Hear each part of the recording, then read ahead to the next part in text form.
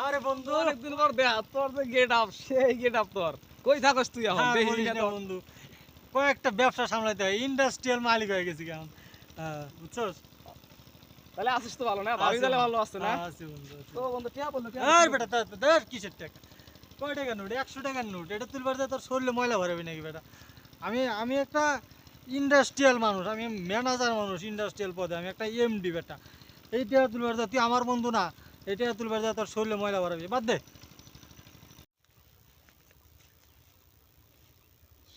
কয় কি রে এত টাকা পাই কই হয় আর আমরা ভাতই পাই না বন্ধু চিন্তা করিস না, বুঝছস?